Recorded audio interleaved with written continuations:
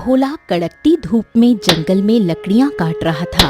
धूप इतनी तेज थी कि भोला का पूरा शरीर पसीना पसीना हो चुका था।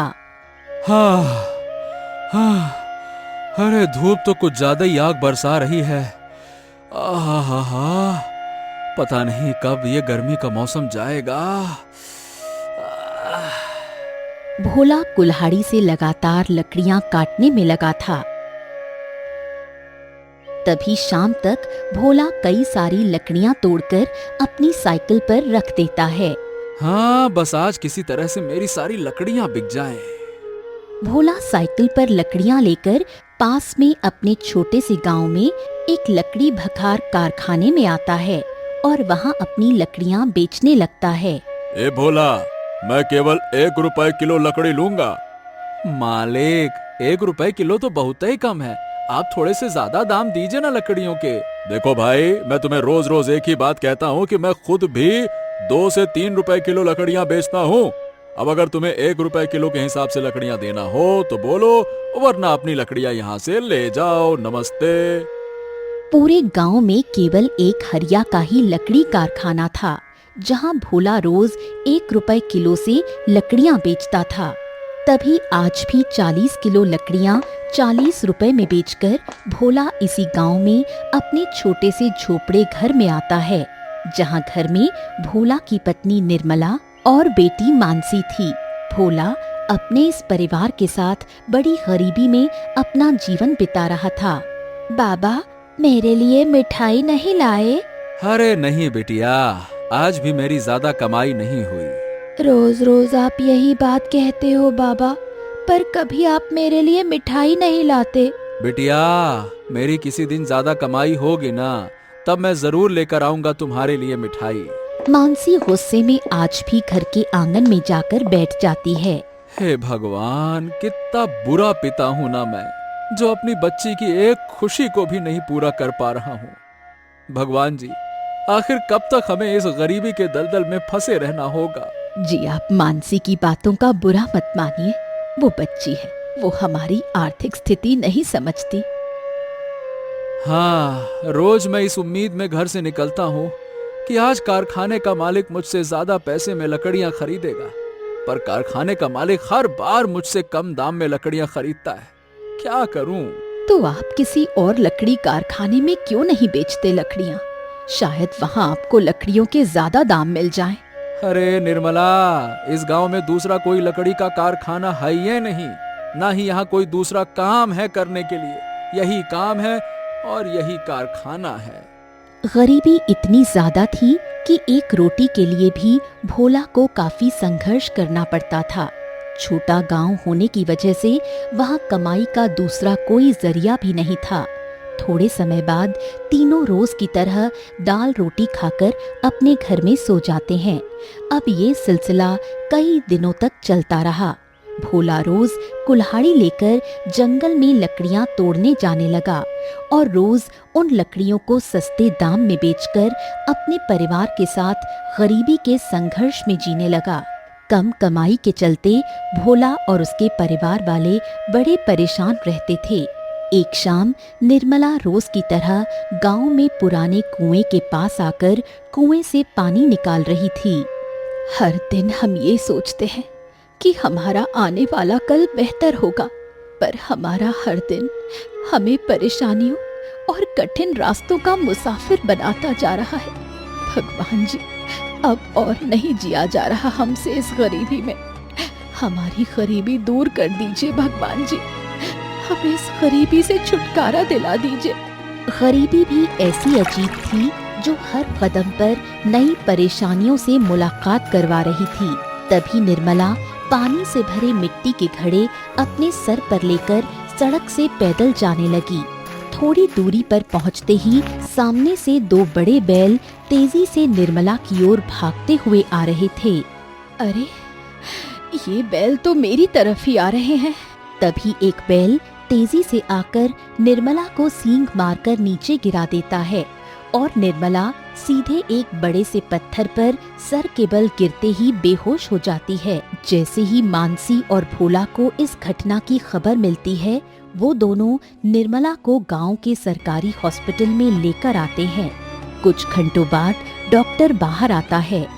डॉक्टर साहब, मेरी पत्नी निर्मला ठीक तो है ना? उसे होश आया कि नहीं आया? देखो भोला भाई, सर पर चोट लगने से निर्मला जी कोमा में चली गई हैं, ठीक है ना? अब उन्हें कब होश आएगा, माफ कीजिएगा, ये हम बता नहीं सकते। आप बस थोड़ा सा धैर्य रखिए, सब कुछ ठीक हो जाएगा। ये सुनकर भोला और मानसी फूट फूट कर रोने लगते हैं। डॉक्टर साहब, मेरी पत्नी को होश में लाने का कोई तो इलाज होगा ना? भोला देखो, इलाज बस इतना ही है कि निर्मला जी को आईसीयू में रखना होगा और उन्हें रोज ट्रीटमेंट देना होगा।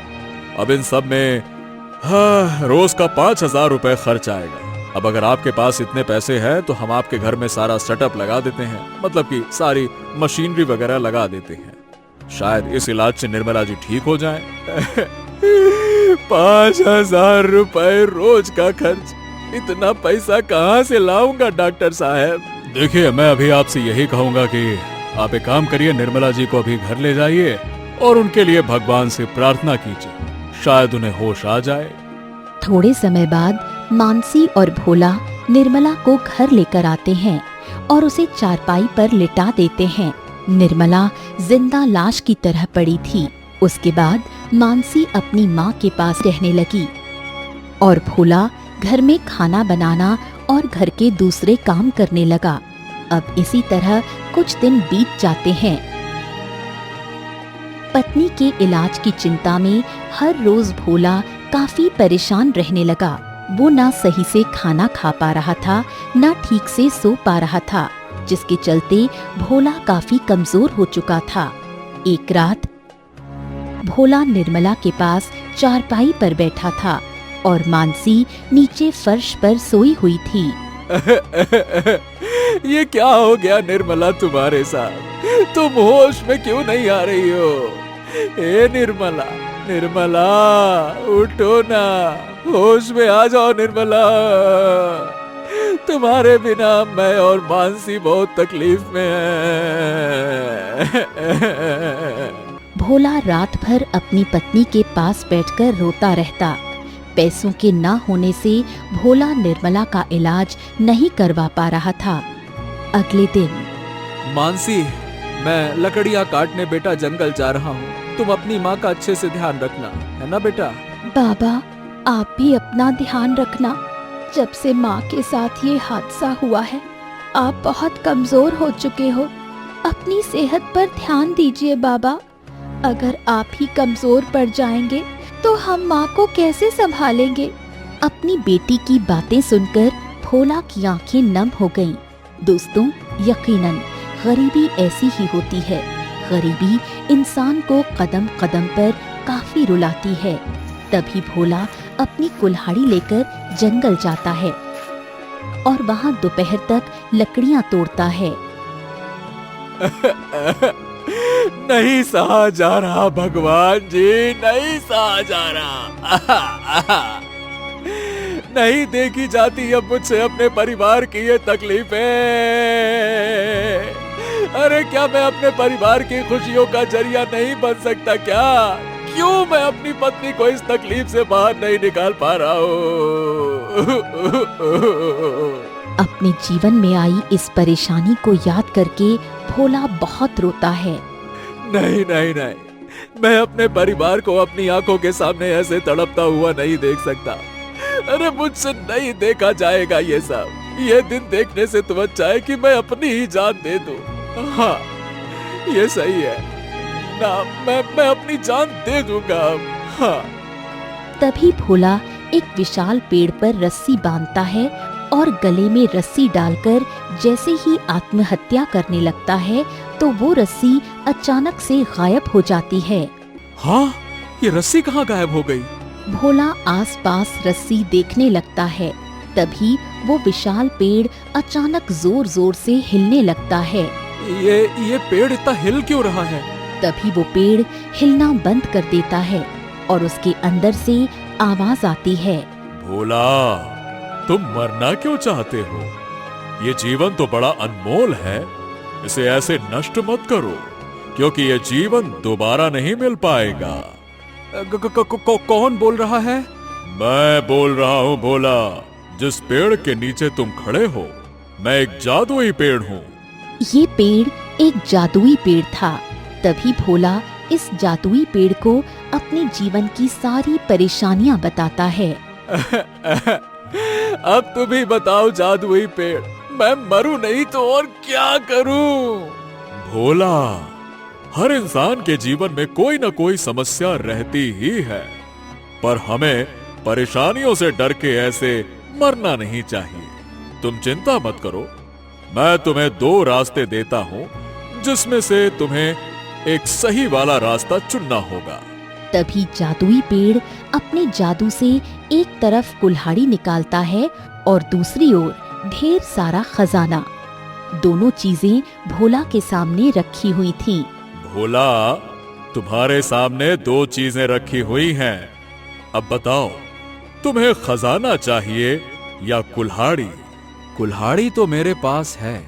एक काम करता हूँ, खजाना ही ले लेता हूँ, क्योंकि मुझे इस समय पैसों की बहुत जरूरत है। मैं खजाना लूंगा जादुई पेड़। एक बार और सोच लो। ये कुल्हाड़ी कोई साधारण कुल्हाड़ी नहीं है, बल्कि ये एक जादुई कुल्हाड़ी है, और मेरी मानो तो तुम कुल्हाड़ी ही ले जाओ। अब कुल्हाड़ी लेकर मैं क्या करूंगा? मुझे इस समय पैसों की जरूरत है, मुझे अपनी पत्नी का इलाज करवाना है। मैं ये खजाना ही लूंगा। ठीक है, जैसी तुम्हारी मर्जी। तभी भोला वो खजाना लेकर घर आता है और फिर भोला मानसी को सारी बात बताता है। बाबा, अब हम माँ का इलाज करा सकते हैं ना? हाँ बेटिया, देखना अब बहुत जल्दी तुम्हारी माँ ठीक हो जाएगी। भोला और मानसी बहुत खुश होते हैं। तभी भोला सारा खजाना अपने पुराने संदूक में रख देता है। रात का समय। बाबा, अब तो हमारी सारी परेशानियां दूर हो जाएंगी, इसलिए अब आप अच्छे से सो जाइए। हाँ बेटिया, आज मैं सुकून से अच्छी नींद लूंगा।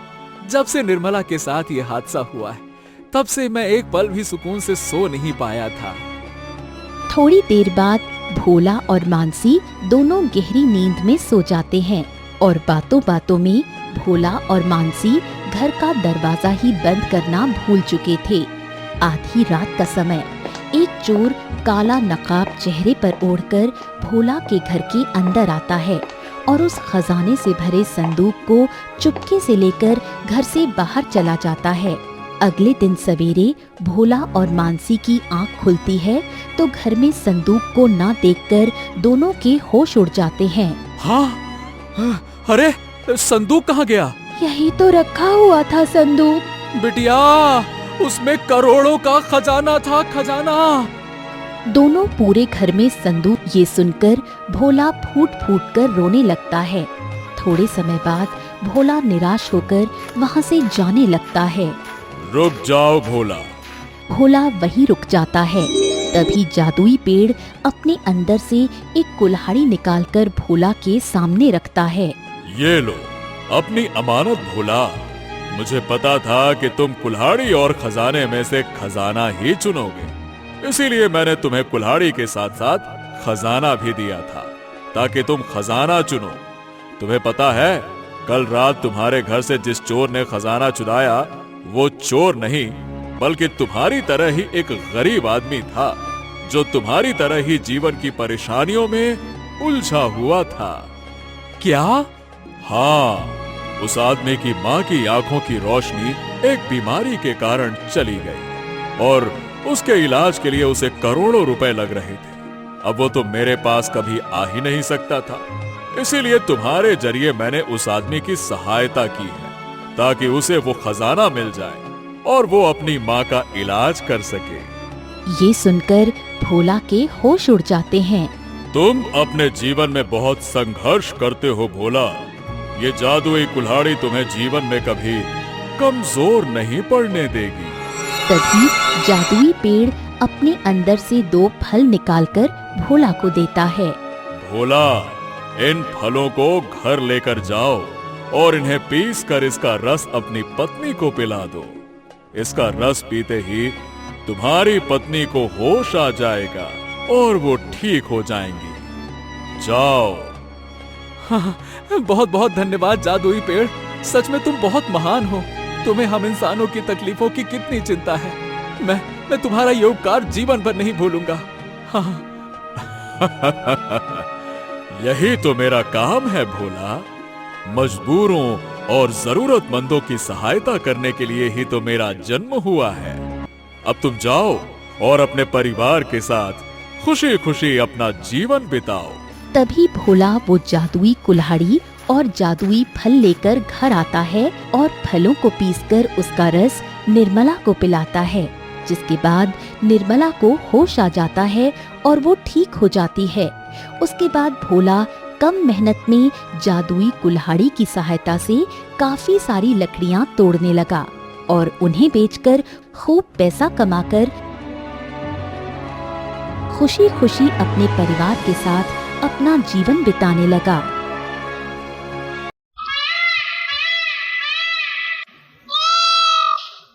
अरे बेवकूफ, यहाँ बैठकर बेशर्मों की तरह दूध क्या पी रहा है? कुछ काम करके पैसे कमाना, या फिर सारी उम्र हम पर ही बोझ बनकर बैठा रहेगा है? पापा, मैं काम तो ढूंढ ही रहा हूँ ना। जैसे ही कोई काम मिल जाएगा मैं कर लूंगा। अबे, पिछले 2 साल से तू काम ही ढूंढ रहा है। अब क्या बुढ़ापे में मिलेगा क्या काम तुझे? आरव सोफे पर दूध पीते पीते अपने पिता शेखर की डांट सुन रहा था। शेखर हर रोज ऐसे ही आरव को डांटता था, क्योंकि आरव कोई काम नहीं करता था। आरव दानपुर शहर में अपने माता पिता शेखर यामिनी के साथ रहता है। शेखर इसी शहर की एक कंपनी में नौकरी करता है। अच्छा माँ, मैं चलता हूँ, मेरे दोस्त मेरी राह देख रहे होंगे, ठीक है? यामिनी, इसे कह दो कि मैंने अपने कंपनी में इसके लिए नौकरी की बात कर ली है और मैनेजर इसे चपरासी की नौकरी देने के लिए भी राजी हो गया है। क्या? चपरासी की नौकरी? और मैं? नेवर पापा, आपका बेटा गुलामी करने के लिए पैदा नहीं हुआ है, बल्कि इस दुनिया पर राज करने के लिए पैदा हुआ है। अच्छा, तो बेटा राज करने के लिए जेब में होनी चाहिए नोट, और नोट कमाने के लिए खून पसीना बहाना पड़ता है बेवकूफ। तेरी तरह घर में बैठकर शरीर का खून बढ़ाने से नोट नहीं कमाई जाती है। माँ, अगर मैं नौकरी करूँगा तो अपने हिसाब से करूँगा। इतना कहकर आरव घर से बाहर चला जाता है। जेब में नहीं अठन्नी और सपने हैं नवाब बनने के। कुछ नहीं होगा इस लड़के का, बता रहा हूँ मैं। आरव काफी आवारा था। पढ़ाई पूरी होने के बाद वो सारा दिन बस अपने दोस्तों के साथ घूमना फिरना करता था। इधर आरव अपने बचपन के 3 दोस्त अरुण, दीपक और अजय के पास आता है। ये तीनों भी आरव की तरह ही निकम्मे और आलसी थे। अरे यारो, आज भी चलो ना, दरिया के पास चलकर पार्टी वार्टी करते हैं। अरे चलो भी। आरव और उसके दोस्त पार्टी करने के लिए चले जाते हैं। इसी तरह दिन प्रतिदिन बीतने लगे। एक शाम आरव और सब घर में बैठे खाना खा रहे थे। आरव, गांव में हमारा जो पुराना घर है ना, उसके लिए एक ग्राहक आया है। वो ग्राहक गांव के ही रहने वाले बंसीलाल भाई हैं। तो एक काम करो, तुम कल गांव जाकर बंसीलाल भाई को अपना घर अच्छे से दिखा दो। बस किसी तरह से हमारा वो घर बिक जाए। ठीक है पापा। शेखर और उसके परिवार वाले पहले पास के छोटे से गांव नीम गांव में रहते थे। वहां उनका अपना एक छोटा सा घर है। जब से शेखर को यहाँ शहर में नौकरी मिली है, तब से शेखर और उसके परिवार वाले यहाँ रहने आ गए थे। अगले दिन आरव अपने उन 3 दोस्तों के साथ पास के गांव में अपने पुराने घर में आता है। यार आरव, ये तुम्हारे बंसीलाल काका कब आएंगे? बोर हो गए यार हम तो यहाँ। हाँ, बस थोड़ी देर और रुक जाओ, आते ही होंगे। तभी आरव की नजर सामने दीवार पर पड़ती है, जहाँ उसके दादाजी की तस्वीर लगी हुई थी। तभी आरव अपने दादाजी की तस्वीर के पास आता है। ये आरव, ये बुढ़ाऊ कौन है? ये हैं हमारे परम पूजनीय दादाजी। जिन्होंने अपनी संपत्ति गरीबों में दान करके अपने ही परिवार को गरीब बना दिया और चले गए। दादाजी, थोड़ी बहुत संपत्ति आप हमें दे देते तो क्या बिगड़ जाता आपका। तभी आरव के दादाजी की तस्वीर अपने आप नीचे गिर जाती है। उस तस्वीर के पीछे दीवार में एक छोटा सा छेद था। अबे ये दीवार में छेद कैसा? आरव उस छेद को किसी वस्तु के सहारे बड़ा करता है तो वहाँ दीवार में एक तिजोरी थी जिसमें एक पुराना संदूक रखा हुआ था। संदूक? आरव उस संदूक को बाहर निकालता है। यारो मैंने तो सुना था कि जो पुराने लोग थे ना, वो अपना खजाना ऐसे ही संदूक में रखा करते थे। लेकिन ये संदूक दीवार के अंदर किसने रखा होगा? तेरे दादाजी ने ही रखा होगा यार, क्योंकि ये घर तो उन्हीं का है ना। आरव जब उस संदूक को खोलता है तो उसमें एक कागज था और उस कागज के अंदर एक जगह का नक्शा था और ऊपर लिखा था खजाने का नक्शा। अरे ये तो खजाने का नक्शा है यार। हाँ यार ये तो सच में खजाने का नक्शा है। इसका मतलब दादाजी को जरूर किसी खजाने के बारे में पता था, तभी तो शायद उन्होंने ये नक्शा यहाँ पे छुपाया होगा। यारों, क्यों ना हम इस नक्शे में बताए गए रास्ते पर जाकर देखते हैं, क्या पता हमको भी खजाना मिल जाए। सही कहा भाई, अगर हमें खजाना मिल गया तो हमारा भी जीवन संवर जाएगा। चलो। तभी चारों उस नक्शे में बताए रास्ते की ओर निकल पड़ते हैं। काफी दूर चलने के बाद चारों एक घने जंगल में पहुंच जाते हैं। इस नक्शे में दिख रहा ये कुआं कहाँ होगा? चल चलकर तो हालत खराब हो गई। अरे जब इतनी दूर आ ही गए हैं तो थोड़ा और आगे चलकर देखते हैं ना, क्या पता कुआं आगे ही हो। चलो। चारों आगे की ओर निकल पड़ते हैं। थोड़ी दूर पर चलने के बाद उन्हें एक गहरा सूखा कुआं दिखाई देता है। ये कुआं वैसा ही था जैसा इस नक्शे में था। हाँ, ये रहा वो कुआं। और नक्शे के हिसाब से इसी कुएं के अंदर खजाना होना चाहिए। तभी चारों सीढ़ियों के जरिए उस कुएं के अंदर जाते हैं। आसपास चारों ओर घना जंगल ही जंगल था। तभी चारों कुएं के निचले हिस्से में आते हैं तो वहाँ एक दरवाजा था। दरवाजा? लगता है कि खजाना इसी दरवाजे के पीछे है। चारों उस दरवाजे को खोलने लगते हैं पर शायद पुराना होने के कारण वो दरवाजा खुल नहीं रहा था। ये दरवाजा तो खुल ही नहीं रहा, अब क्या करें? तभी अचानक उस दरवाजे के अंदर से तेज रोशनी निकलती है और जैसे ही वो दरवाजा खुलता है तो चारों उसके अंदर से आ रही रोशनी के अंदर घुस जाते हैं। जब चारों अपनी आंख खोलकर देखते हैं तो वो एक अनोखी सोने की दुनिया में थे, जहाँ के पेड़, जमीन, मिट्टी, पत्थर, घर, हर चीज सोने की थी। ये अनहोनी देखकर चारों को अपनी आंखों पर विश्वास नहीं हो रहा था।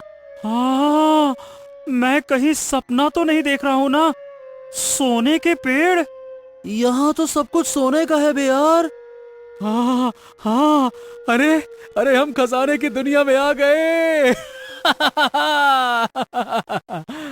इतना सोना देखकर चारों खुशी से उछलने कूदने लगते हैं।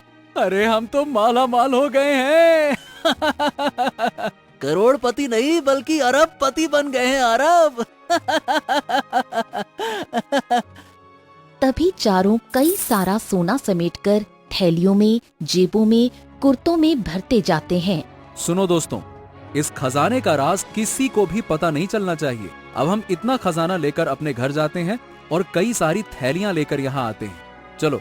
चारों कई सारा सोना लेकर जैसे ही उस दरवाजे से कुएं के अंदर आते हैं तो वो सारा सोना कचरा बन जाता है। अबे ये क्या? ये सोना कचरा कैसे बन गया? हैं? हमारा सोना? चारों वापस उस दरवाजे से उस सोने की दुनिया में आते हैं तो वो कचरा वापस से सोना बन जाता है।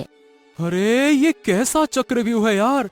ये सोना हम यहाँ से बाहर लेके जा रहे हैं तो ये कचरा बन जाता है, और जब वापस यहाँ आते हैं तो ये कचरा वापस से सोना बन रहा है। ओह, इसका मतलब ये है कि ये सोना केवल यहीं पे सोना दिखाई देगा, बाहर ये सोना कचरा बन जाएगा। तभी चारों को दूर सामने एक बूढ़ा आदमी एक सोने के पेड़ के नीचे बैठा दिखाई देता है। अरे देखो, वहाँ कोई है। चारों उस बूढ़े आदमी के पास आते हैं। इन चारों को देखकर वो बूढ़ा आदमी चौंक जाता है। इंसान, वो भी इस जादुई सोने की दुनिया में। ये सुनकर चारों के होश उड़ जाते हैं। क्या ये जादुई सोने की दुनिया है? हाँ बच्चे, पर ये बताओ कि तुम चारों यहाँ कैसे आए, क्योंकि इस दुनिया में इंसानों का आना नामुमकिन है। हम तो यहाँ पे कुएं के रास्ते से आए हैं, पर आप भी तो इंसान ही हो ना। मैं इंसान नहीं हूँ, मैं इस जादुई दुनिया का रक्षक हूँ, रक्षक। यहाँ का एक सबसे पुराना पेड़ हूँ, जिसने ये इंसानी रूप धारण किया है। ये सुनकर चारों दंग रह जाते हैं। तभी वो बूढ़े आदमी को सारी बात बताते हैं। बाबा, यहाँ का सोना बाहर ले जाते ही कचरा क्यों बनता जा रहा है? वो इसलिए बच्चे, क्योंकि इस जादुई सोने की दुनिया का सोना केवल और केवल ईमानदार और नेक लोगों को ही मिलता है। तुम जैसे बुरे इंसानों को ये सोना हरगिज नहीं मिल पाएगा। बाबा, हमने बड़ी मेहनत से इस खजाने का पता लगाया है। हम अपनी दुनिया में बहुत गरीब हैं, काफी परेशान हैं। हमारे पास न काम है, न पैसा, न धन। हमें थोड़ा सा खजाना चाहिए, बस थोड़ा सा, ताकि हम जीवन अच्छे से बिता पाएं। बाबा, कोई तो उपाय होगा ना सोना बाहर ले जाने का। हम आपसे विनती कर रहे हैं बाबा, हमें बस थोड़ा सा ही सोना चाहिए। चारों उस बूढ़े आदमी से मिन्नतें करने लगते हैं। तुम चारों लालची इंसान हो। अगर तुम्हारे अंदर लालच ना होता तो तुम यहाँ का सोना जरूर अपनी दुनिया में ले जा सकते थे।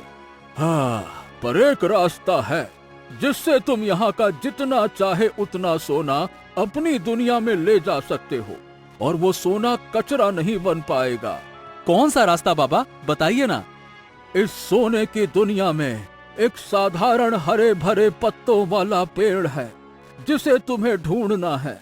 बस उसे ढूंढकर तुम उसके पत्ते तोड़कर खा लो। उसके बाद तुम यहाँ का सोना अपनी दुनिया में ले जा सकते हो। तभी चारों अलग अलग दिशा में उस साधारण पेड़ को ढूंढने लगते हैं। आरव एक दिशा में अकेला घूम रहा था। अरे कहाँ होगा वो पेड़? इधर अरुण एक स्थान पर खड़ा था। हाँ, अरे कहाँ होगा वो पेड़? तभी अरुण के पास वही बूढ़ा आदमी आता है।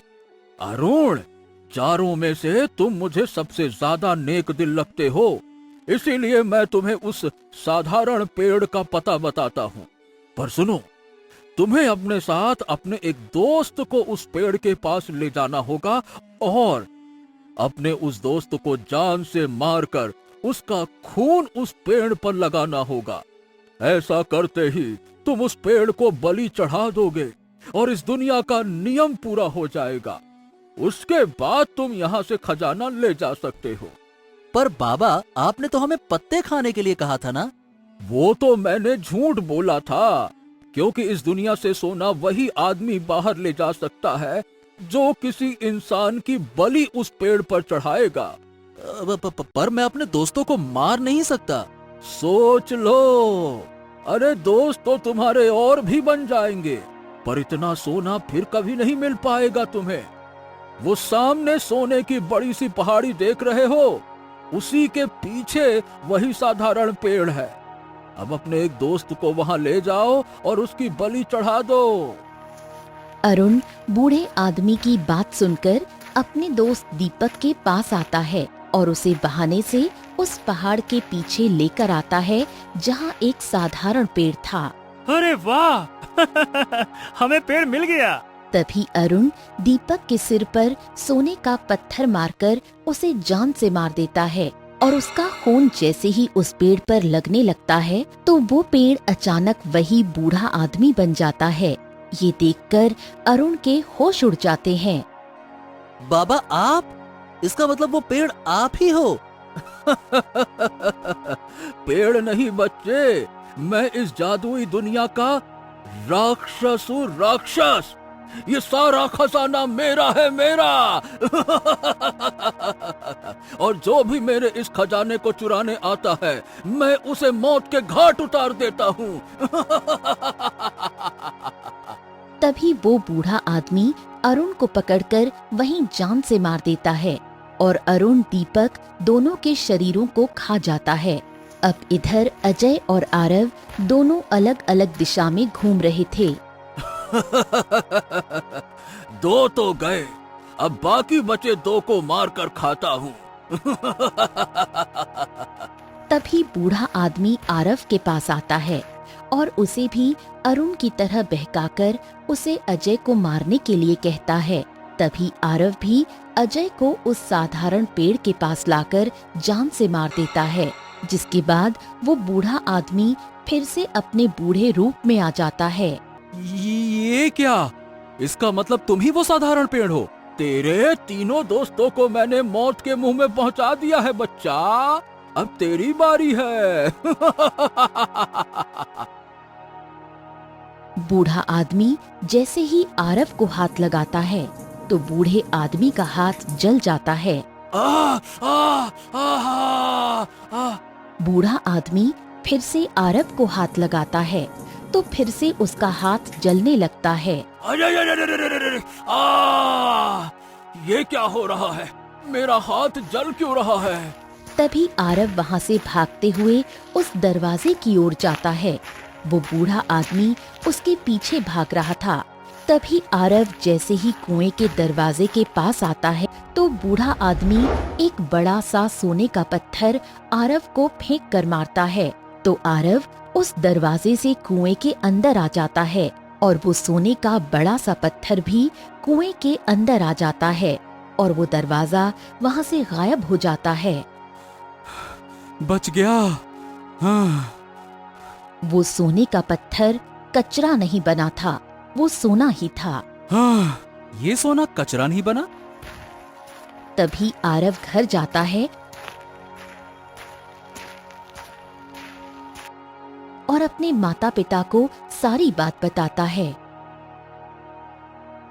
बेटा, तेरे गले में एक चमत्कारी धागा है, इसी की वजह से वो राक्षस तेरा कुछ नहीं कर पाया।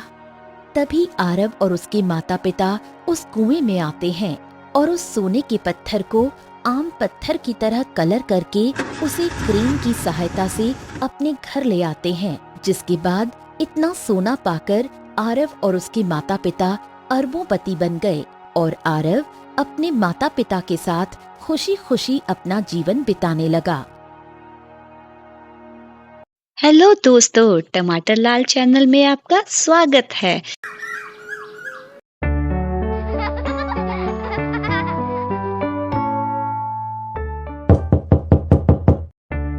मे I come in sir? Please come Neha. Sir, मुझे आपने बुलाया? सब ठीक तो है ना? मैं क्लास ले रही थी और बीच में अचानक से। नेहा, तुम बहुत ही होनहार शिक्षक हो और मुझे तुम पे नाज है। तुम्हें स्कूल से खोना किसी भी स्कूल के लिए बहुत खेद की बात है। मैं कुछ समझी नहीं सर, सब ठीक तो है ना? नहीं नेहा, नेताजी की भांजी का यहाँ इस स्कूल में तबादला हो गया है और उसके कारण तुम्हारा तबादला करने के ऑर्डर आ गए हैं। सर, कैसी बातें कर रहे हैं आप? ये तो गलत है। मैं इस स्कूल को कितना आगे लेकर आई हूँ। मेरी क्लास के सब बच्चे बहुत अच्छे मार्क्स लेकर आते हैं, फिर भी। ये मेरे स्कूल की बदकिस्मती है Neha. I am so sorry. It's okay sir. Thank you sir. All the best Neha. ये लो तुम्हारा ट्रांसफर लेटर। तुम्हें मुझपुर गांव जिला मिर्जापुर में तबादला मिला है। ठीक है सर, थैंक यू। मैं चलती हूँ।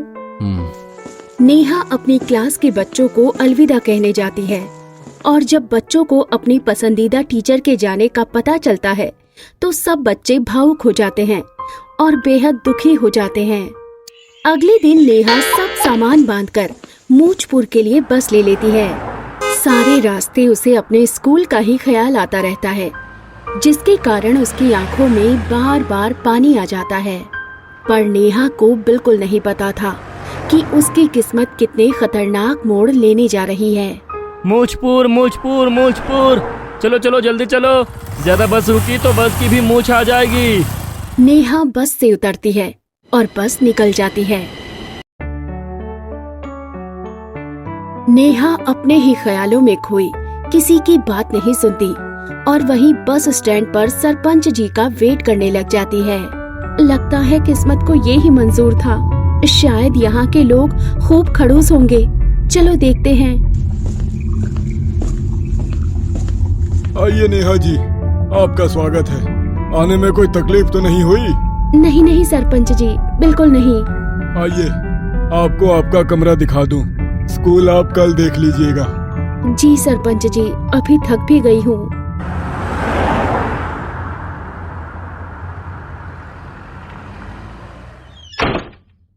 अगले दिन सुबह होती है और नेहा सुबह की सैर करने निकलती है।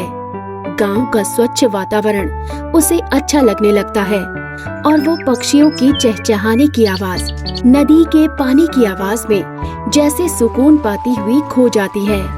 अचानक कुछ औरतें लंबे लंबे घूंघट ओढ़े नदी पर पानी भरने आती हैं। उनके साथ उनके बच्चे होते हैं। पर ये क्या, इतने छोटे छोटे बच्चों ने मूछें क्यों लगा रखी हैं? नेहा को जैसे काफी अरसे बाद हंसी आ जाती है। लगता है यहाँ के स्कूल में काफी थिएटर होता है और बच्चे भी खूब किरदार निभाते हैं। अचानक एक महिला का घूंघट गिर जाता है और उसका चेहरा दिखने लग जाता है। हे राम, ये क्या, इस औरत की भी मूंछ है? नेहा को चिल्लाते सुन बाकी औरतें भी घूंघट हटा लेती हैं। हे राम, ये कहाँ आ गई मैं? ये कैसा गांव है? यहाँ तो सबकी डराने वाली मूंछें हैं। मुझे तो बहुत डर लग रहा है। मैं अभी वापस जाती हूँ। नेहा को भागकर घर जाते सरपंच देख लेता है। उसे अनुमान हो जाता है कि टीचर जी गांव के रहस्य से डर गई हैं। टीचर जी को सच बताना होगा, वरना मेरे गांव का भविष्य खराब हो सकता है।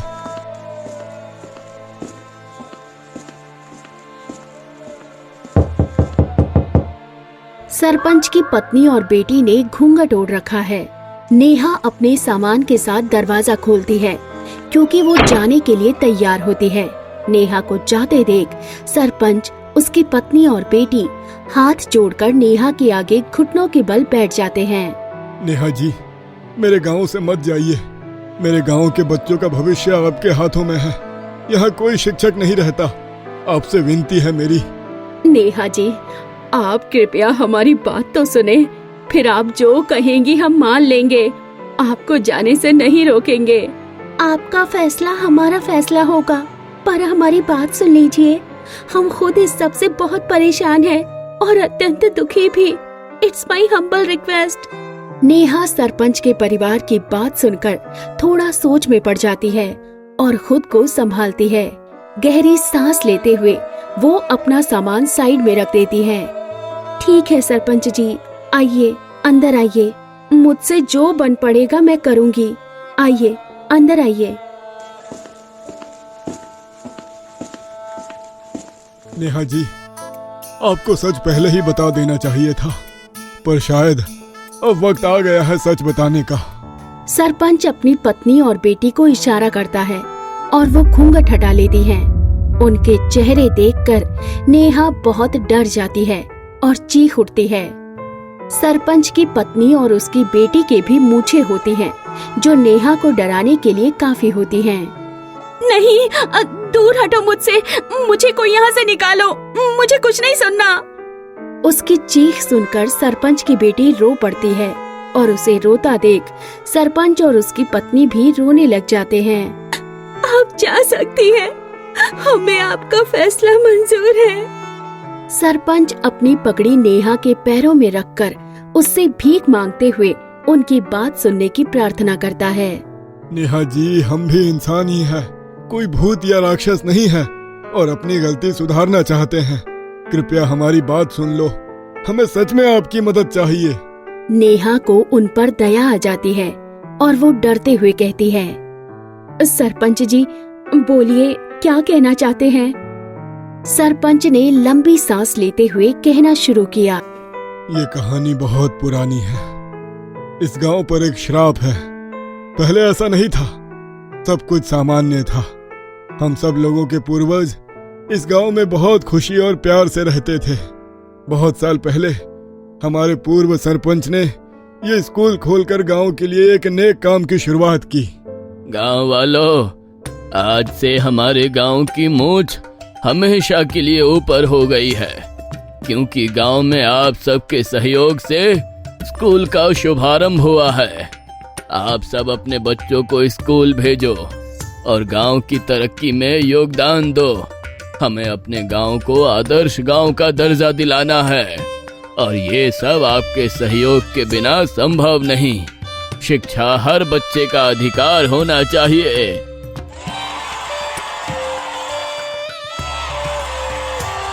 मैं इस गांव को एक अनमोल हीरा भी देना चाहता हूं, और वो है इस स्कूल की पहली अध्यापिका, जो मेरे दोस्त की बेटी है। ये है सुमन, जो विदेश में पढ़ के आई है और हमारे स्कूल में पढ़ाने को तैयार हुई है। ये हमारे स्कूल की नींव है और मैं चाहता हूँ आप सब सुमन बेटी का साथ दें। स्कूल खुलते ही गांव के सब बच्चे स्कूल जाने लगते हैं।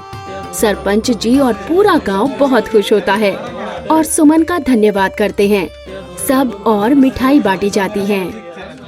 ये खुशियाँ, ये मिठाई के पल कुछ साल चलते हैं और फिर वो हो जाता है जिसके बारे में किसी ने सपने में भी नहीं सोचा होता।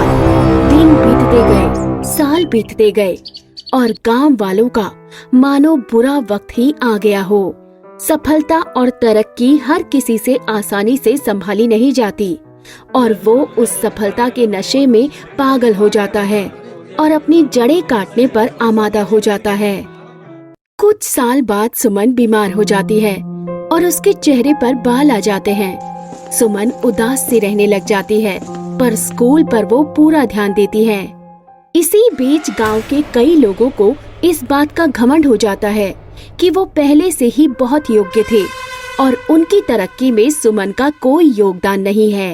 एक दिन सुमन को मुख्यमंत्री से सर्वश्रेष्ठ शिक्षक पुरस्कार भी मिलता है, जिससे कुछ गांव वाले उससे जलने लगते हैं। अरे मेरा बेटा तो पैदा होते ही बहुत लायक और प्रतिभावान था कि पंडित जी ने नामकरण में 100 नहीं 200 मांगे थे। अरे हाँ, और तो क्या, सुमन को तो मुख्यमंत्री जी ने ऐसे ही सम्मानित कर दिया। हमारे ही बच्चे अगर गुणवान ना होते तो क्या सुमन ये कमाल कर पाती? बिल्कुल नहीं जी, बिल्कुल नहीं। पता नहीं सरपंच जी ने उसे क्यों सर पे चढ़ा रखा है। ऊपर से उसके चेहरे के बाल तो देखो, कितनी बदसूरत शक्ल है। बच्चे पता नहीं कैसे पढ़ रहे हैं इस बदसूरत उल्टा से।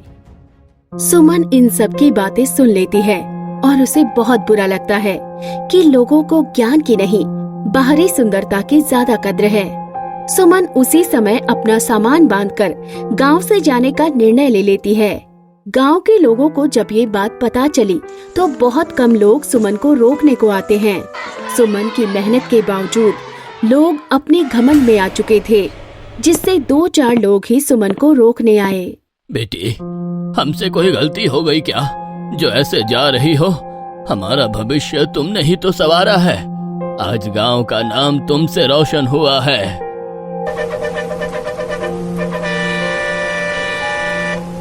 धन्यवाद जो आप लोग आए।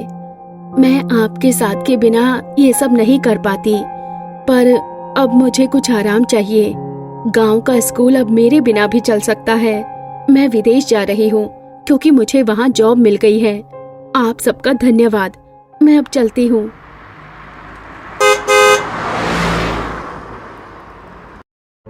अगले दिन अखबार में खबर देखकर पूर्व सरपंच दंग रह जाते हैं। जिस बस में सुमन शहर जा रही थी, वो बस खड्डे में गिर गई और सब लोगों की मौत हो गई। सरपंच जी और उनके साथ के लोग स्तब्ध रह गए। जिस सुमन ने गांव को इतना कुछ दिया, वो गांव से ही नहीं बल्कि इस दुनिया को छोड़कर जा चुकी थी। सरपंच जी इस बात से इतना दुखी हुए कि वो बीमार रहने लग गए। अपनी हालत बिगड़ती देखकर उन्होंने गांव वालों को पंचायत में आने का निमंत्रण दिया। गांव वालों, मैंने अपनी सरपंची में आपकी और गांव की सेवा में कोई कसर नहीं छोड़ी, पर फिर भी मेरे से कोई गलती हो गई हो तो मुझे माफ करना। मुझे लगता है मेरा समय आ गया है और अब मैं सरपंच होने के नाते अपना आखिरी फैसला सुनाकर इस दुनिया से जाना चाहता हूँ। सरपंच का फर्ज है न्याय करना और मैं आप सबसे ये कहना चाहता हूँ कि सुमन बिटिया के गांव से जाने और शायद इस दुनिया से जाने का कारण हम सब गांव वाले हैं। उसकी इतनी मेहनत के बावजूद हमने उसे पालो वाली कहकर उसे बहुत तंग किया, उसका दिल भी दुखाया।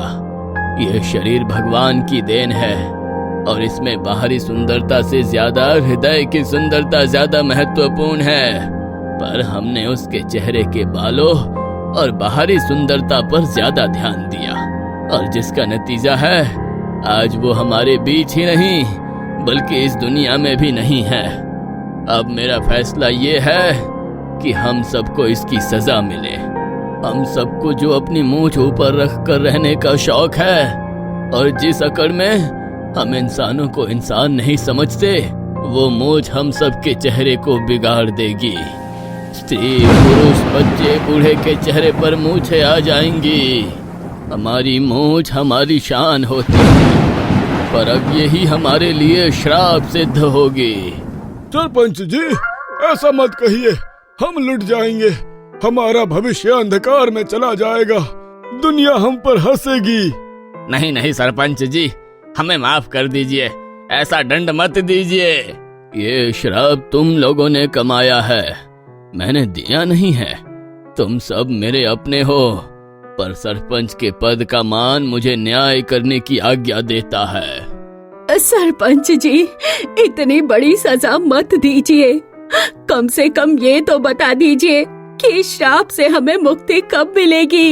ये तो मुझे भी नहीं पता कि कब हम सबके कर्मों का भुगतान होगा। उसी समय सब गांव वालों के चेहरे पर बाल आने लगते हैं, चाहे वो स्त्री हो या पुरुष। सब लोग चिल्लाने लग जाते हैं और रोने लग जाते हैं। ये है हमारे कर्मों की गाथा नेहा जी। इस सब ने हमारे गांव को दुनिया भर में बदनाम कर दिया है और दुनिया हमें जंगली समझ लेती है। पर मैं आपकी इसमें क्या मदद कर सकती हूँ? इस श्राप से मुक्ति हमें तभी मिलेगी जब हमारे गांव के बच्चे फिर से अच्छी शिक्षा लेकर देश में अव्वल आए। ये ही हमारे पूर्व सरपंच जी का सपना था। ये बात मुझे एक साधु बाबा ने बताई थी। उन्होंने कहा था कि गांव में अच्छी शिक्षा और अच्छे शिक्षक का प्रबंध करो, जिससे गांव की नई पीढ़ी सही रास्ते पे चले और खूब तरक्की करे। तभी इस श्राप से मुक्ति मिल सकती है मुझपुर को। बस दोबारा किसी भी चीज का घमंड मत करना और बाहरी खूबसूरती से ज्यादा दिल की, आत्मा की खूबसूरती पे ध्यान देना। सब गांव वाले भी इस श्राप से मुक्त होना चाहते हैं।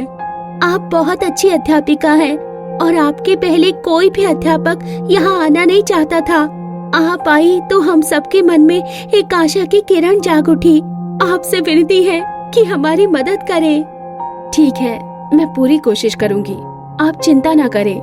बस गांव वालों को समझाएं कि बाहरी सुंदरता पर नहीं, इंसानियत पर ध्यान दें। गांव वाले इस बात को भली भांति समझ चुके हैं, क्योंकि अब गांव में कोई खूबसूरत नहीं है, सब बदसूरत ही हैं। ठीक है, शायद मुझे भी जिंदगी का एक लक्ष्य मिल गया है। मैं यहाँ आने पर बहुत दुखी हुई थी, पर मैं आप लोगों का साथ जरूर दूंगी।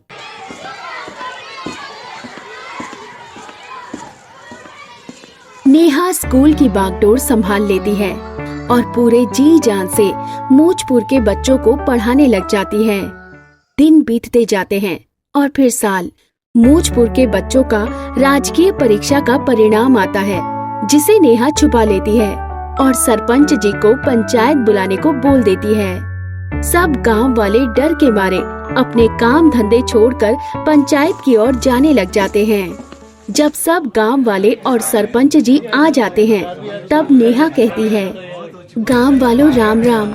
आप सब लोगों ने गलत तो किया जो अपने गुरु का अपमान किया, उसके चेहरे के बालों को, उसकी कम खूबसूरती को उसकी आत्मा की खूबसूरती से ज्यादा तवज्जो दी। पर कहते हैं ना कि सुबह का भूला अगर शाम को लौट आए तो उसे भूला नहीं कहते। आज आप सबने अपनी गलती को सुधारने का जो फैसला लिया है, उसके लिए जो काम किया है, मेहनत की है, आज उसका नतीजा आया है, जिसे मैं आप सबको एक साथ सुनाना चाहती हूँ। मैं देखना चाहती हूँ कि प्रायश्चित के बाद की माफी कैसे दिखती है। ये सबक है संसार के सब लोगों के लिए कि खूबसूरती दिल की होती है, जो हमेशा रहती है, और बाहरी सुंदरता तो जवानी ढलते ही खत्म हो जाएगी। आप सब लोगों की मेहनत और आशीर्वाद से हमारे गांव के बच्चों ने पूरे राज्य में टॉप किया है।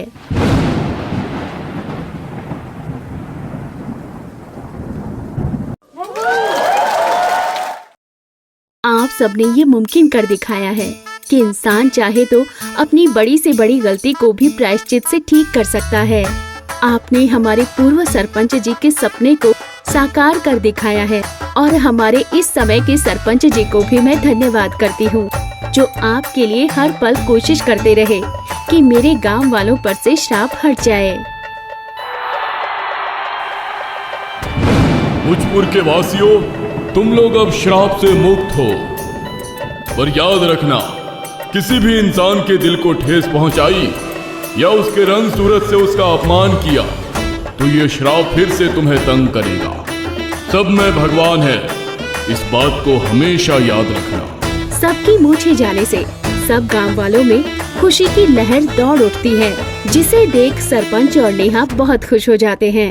इस तरह सबको ये बात समझ में आ गई कि भगवान सबके दिल में बसता है और किसी का अनजाने में भी दिल नहीं दुखाना चाहिए। धन्यवाद दोस्तों, टमाटर लाल चैनल के वीडियोस देखने के लिए। आपको ये कहानी कैसी लगी हमें कमेंट सेक्शन में बताएं और हाँ, लाइक शेयर एंड सब्सक्राइब करना ना भूलें।